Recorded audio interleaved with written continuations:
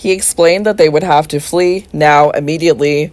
They could do a bit of traveling, see the world, London first, then Paris. They could stop there for a bit and get whatever they wanted, and then overseas, travel through America, to Japan or India, just as she wished, or both. They had time, after all. And then Palestine, Greece, Italy, Spain, just as she wanted. They could stop for a bit, then move on.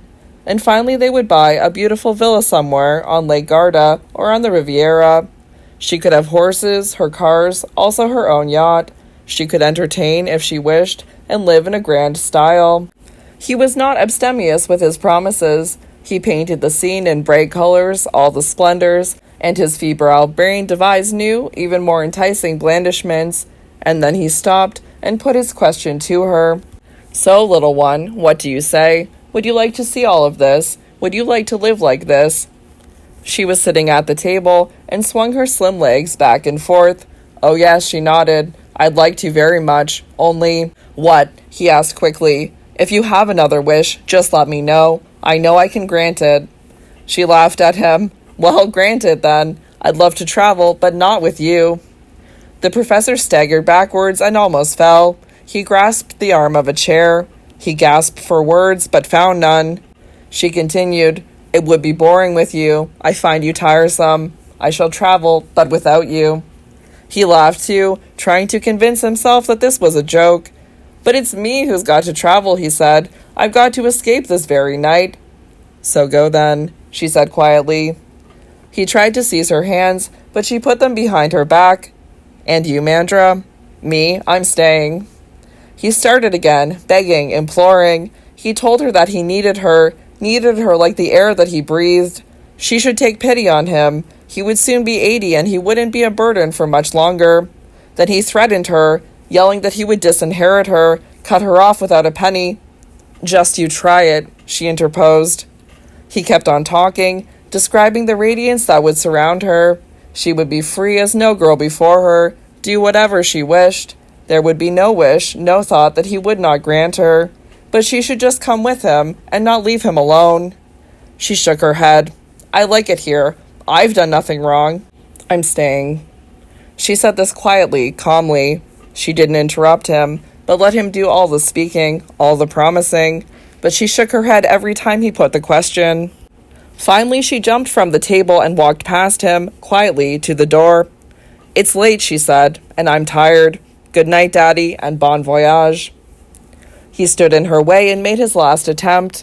He insisted that he was her father and spoke of filial duty, like a vicar. She burst out laughing. "That I might enter the kingdom of heaven." She was standing next to the sofa and sat astride the armrest. "How do you like my leg?" she asked suddenly.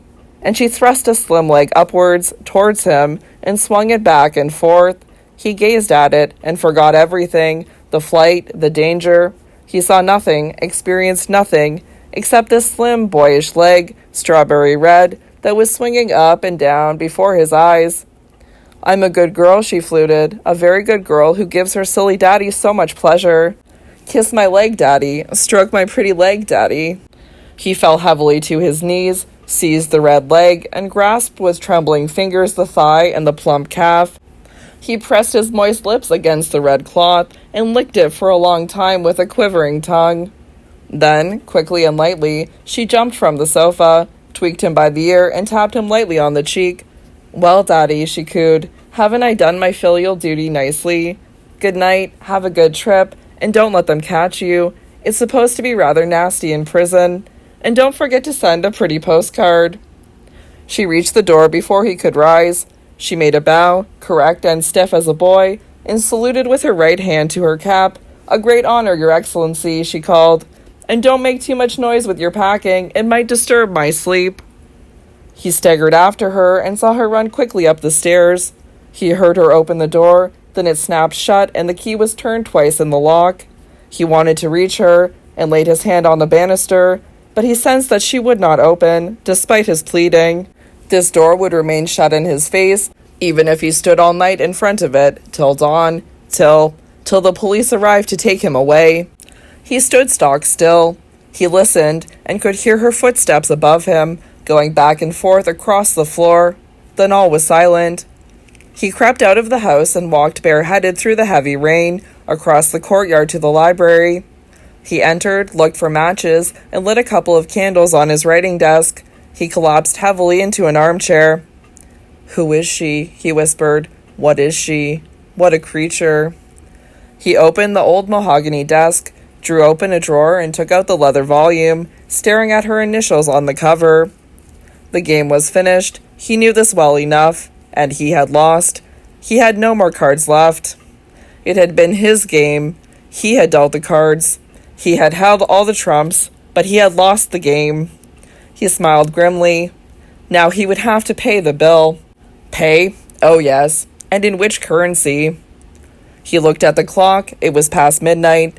They would come with a warrant for his arrest, no later than 7. He had 6 hours left.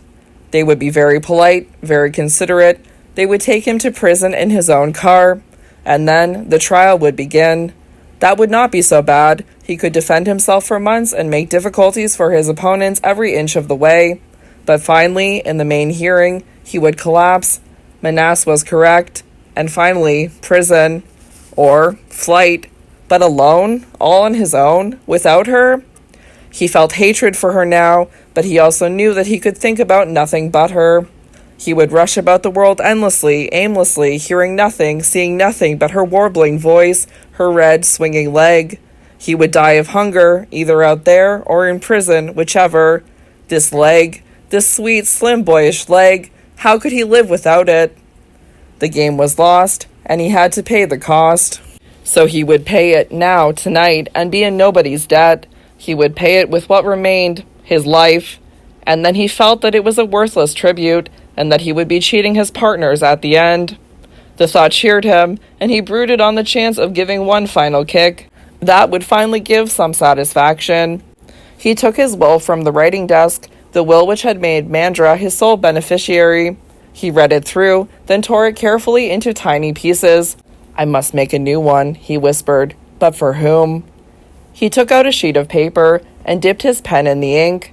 There was his sister, and there was her son, his nephew, Frank Braun. He paused. Him? Had he not brought this gift into his house, this strange creature who was now destroying him? He, like the others, he should strike him more than Mandragora. "You will be tempting God," the young man had said. "You will ask him a question, one so insolent that he must reply." Oh yes, and now he had his answer. But if he were inextricably lost, perished, so the boy must share his fate also, he, Frank Braun, who gave him the idea in the first place. He had a very sharp weapon, his little daughter Mandra, and she would bring Frank Braun to the place that he was in now. He pondered, shook his head slowly, and grinned in the certain knowledge of having gained his last triumph. And he wrote his will without a pause in quick, ugly writing. Mandra remained his legal heir, she alone, but he left a legacy to his sister and one to his nephew. The latter was also to be his executor and guardian to the girl until she came of age. So Frank Braun would have to come to be close to her and breathe the sultry perfume of her lips, and he would go the same way as all the others, as he had done. He laughed out loud. He then added a codicil, making the university a beneficiary if Mandra should die without issue, thus excluding his nephew. He signed the document, then dated it. And then he took up the leather volume, read it, added the details, and scrupulously brought it up to date. He finished with a final address to his nephew, dripping with venom. "Try your luck," he wrote. "Pity I won't be there when it's your turn. I would like to have seen it." He carefully blotted the wet ink, closed the volume, and carefully placed it in the drawer, alongside other mementos. He went across to the curtain and loosened the silk braid. With a long pair of scissors, he cut a piece off and threw it into the drawer. "Mascotte," he laughed, "c'est porte-bonheur pour la maison." He moved along the walls, climbed onto a chair and, with considerable effort, removed a massive iron crucifix from its heavy hook. He laid it carefully on the divan. "Sorry to have to move you," he grimaced, "but it's only for a short time, for a couple of hours. You shall have a worthy deputy." He knotted the silk braid and threw it over the hook. He tugged at it to make sure it was firmly attached, and then he climbed back on the chair again. The police found him early next morning. The chair had fallen over, but the dead man was still touching it with the tip of one of his feet. It seemed as if he had regretted his deed and had tried to save himself at the very last minute. His right eye was wide open, staring at the door, and his thick blue tongue was hanging out of his mouth. He looked very ugly. Intermezzo. And perhaps, my blonde little sister, perhaps the silver bells of your quiet days now send forth the gentle tones of sleeping sins. Now the golden laburnum casts its poisonous yellow where the pale snow of the acacias is lying, and the hot clematis shows its deep blue where the pious branches of wisteria sound peace to all. Sweet is the gentle play of lustful desires, sweeter, to me it seems, the cruel battle of the nocturnal passions, but sweeter than all, I think, is the sleeping sinfulness of hot summer days. Lightly she slumbers, my gentle friend, and one may not wake her, for she is never so lovely than in such a sleep. My dear sinfulness rests in a mirror, quite near, resting in a thin silk sheaf upon white linen. Your hand, my sister, hangs over the edge of the bed, the narrow fingers lightly clenched, fingers that wear my golden rings. Your pink nails gleam like the first blush of day. Fanny, your black maid, has manicured them, created this small miracle. And in the mirror I kiss the transparent wonder of your rosy nails. Only in the mirror alone, only with caressing glances and the gentle breath of my lips. For when sin awakes they grow, and become the sharp claws of a tigress, and tear my flesh. Your head rises from the lacy pillow, and your blonde curls fall profusely. They fall gently, like a flickering golden fire, like the gentle rustling of the first winds at the young day's awakening. But your small teeth smile between your narrow lips like the milky opals in the gleaming bracelet of the moon goddess. I kiss your golden hair, little sister, and your gleaming teeth. Only in the mirror alone, with the gentle breath of my lips and with caressing glances. For this I know, when hot sin awakes, then the little milky opals become tusks, and your golden locks become fiery vipers. Then the tiger's claws tear my flesh, and the sharp fangs gouge bloody wounds. The flaming vipers hiss about my head, creep into my ears, squirt their poison into my brain, and whisper and utter the wild legends of monstrous lusts. Your silken shift slips from your shoulder, and your childish breasts laugh. They rest like two white kittens, young as the day, and their sweet pink lips pout upwards. They gaze at your gentle eyes, blue eyes of stone which refract the light. They dazzle as the starry sapphire which gleams in the silent head of my golden Buddha. Do you see, little sister, how I kiss them back in the mirror? For I know well, when it wakes, when the eternal sin awakes, blue lightning will flash from your eyes and strike deep into my poor heart, make my blood boil and seethe, and their heat will melt the powerful chains which keep madness in thrall, and madness will roar into the world. And then the wild beast, free of its chains, will be unleashed, and it will hurl itself upon you, sister, in raging torment, and it will hack its claws into your sweet little breasts that now, because sin is wakened, become the monstrous breasts of a lustful harlot, and the beast's wild maw will sink its fangs into you, and pain exalts in torrents of blood.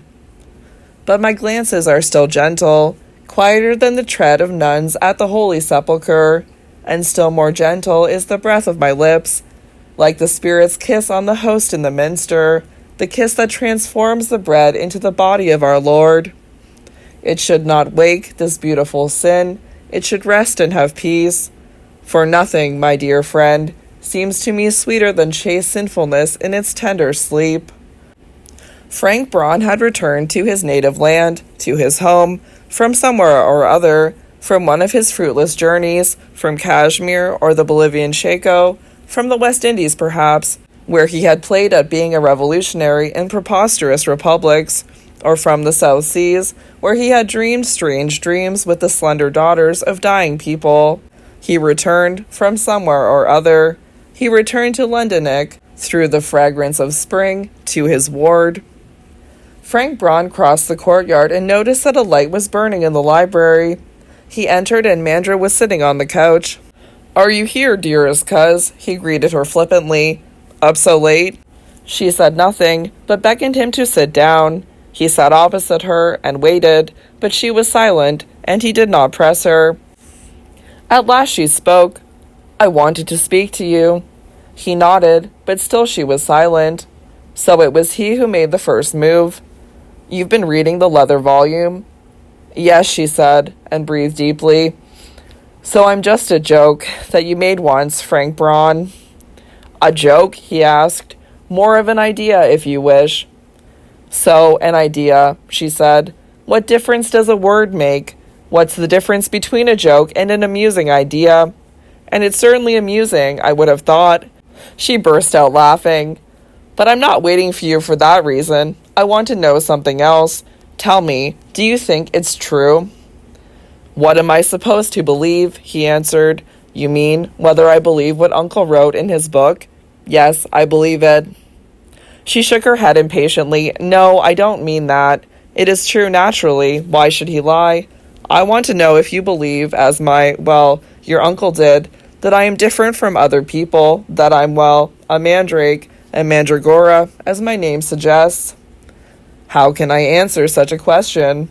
"Ask a physiologist. He will doubtless tell you that you are a human being like everyone else in the world, even if your entrance was rather unusual. He will say that all the subsequent events were accidents, trivia which—" "I'm not interested in all that," she interrupted. "It's a matter of indifference to me. I only want to know, are you of the opinion that I am an unusual being?" He was silent, looking for an answer, and did not know what to say. He believed it, and yet, at the same time, did not. "Look," he started. "Go on," she urged him. "Do you think that I am some sort of joke which took on shape and form, your idea, which the old professor threw into his retort, which he boiled and distilled until that creature emerged who is sitting before you now?" And this time he did not hesitate. "If you put it like that, yes, I do believe it." She laughed lightly. "I thought so. And that is why I was waiting for you this evening, so that you would be cured as quickly as possible of this arrogance. No, cousin, it wasn't you who put this thought into the world, no more than your dear uncle did." He did not understand her. "Well, who was it then?" She put her hand under the cushions. "This did," she cried. She drew out the mannequin, threw it into the air, and caught it again, gently caressing it with nervous fingers. She laid it down on a silken cushion and looked at it with an almost tender gaze. And she spoke to it thus: "You are my father and my mother. You are that which created me." He looked at her. "Perhaps it is true," he thought to himself. Thoughts drift through the air like pollen, swirl about and then settle in a human brain. They often sicken, dry out, and die. Only a very few find a good, fertile soil. She may be right. My brain was always a richly fertilized nursery for all sorts of craziness. And it seemed to him to be a matter of indifference whether it was he who had thrown the seed into the world or had been the fruitful earth which had received it. She slowly rose, still holding the ugly mannequin in her hand. "I wanted to say something else to you, to thank you for showing me the leather volume, and for not having burned it." "What is it?" he asked. "Shall I kiss you? I know how to kiss. I want to kiss you." "Be careful," he said. "I'll kiss you too." She did not avert her gaze. "Yes," she said. Then she smiled. "Sit down, you're rather too tall for me." "No," he cried gaily, "not like that." He walked across to the broad divan, stretched himself out on it, and laid his head on the cushions, closing his eyes. "Now come, Mandra," he called. She came closer and knelt down before him. She paused, looked at him, then threw herself upon him, seized his head and pressed her lips on his. He did not embrace her, did not move his arms, but clenched his fingers into a fist. He felt her tongue and the gentle bites of her teeth. "More," he whispered, "more." Red mist swirled before his eyes. He heard the hideous laughter of Professor Ten Brinken, the large, startled eyes of Mrs. Gontram when she asked the lawyer Manas to explain what a mandrake was, saw them wiping it with a large napkin. "More," he murmured. And she, Mandragora, saw her mother, with red hair as fire, with large snow-white breasts shot through with small blue veins, and the execution of her father as the professor had described it in his book. and the hour in which the old man had created her, and the moment when the doctor brought her into the world. "Kiss me," he gasped. "Kiss me." He drank in her kisses, drank the hot blood of his lips which her teeth had torn, and he knowingly, willfully, intoxicated himself, as though he were drinking foaming wine, or the drugs of the Orient. Then, "Stop!" he cried suddenly. "Stop! You don't know what you're doing!" Then she pushed her curls ever closer across his brow, and her kisses grew wilder and more violent. The clear thoughts of day lay shattered, and now dreams were born, and a red sea of blood rose and burst. Wild maenads waved the thyrsus rod, and the holy ecstasy of Dionysus foamed and churned. "Kiss me!" he screamed. But she let go, and her arms dropped to her sides. He opened his eyes and stared at her. "Kiss me," he repeated softly. Her eyes were dulled, and she was panting. She slowly shook her head. Then he jumped up. "So I shall kiss you," he cried. He lifted her in his arms and threw the struggling girl onto the divan. He knelt where she had been kneeling. "Close your eyes," he whispered, and he bent over her. His kisses were good, tender and cosseting as the play of harps in a summer night. Wild, too, rough and harsh as a tempest over northern seas. Glowing as the fiery breath of Etna's mouth, tearing and devouring as the maelstrom's vortex. "It's going under," she felt. "Everything is going under." Then the fires roared forth, and the hot flames shot upwards into the skies. The torches blazed, the altars ignited, and with bloody jaws the wolf burst through the sanctuary. She held him tight and pressed herself hard against his breast. "I'm burning," she shrieked. "I'm burning." Then he tore the clothes from her body.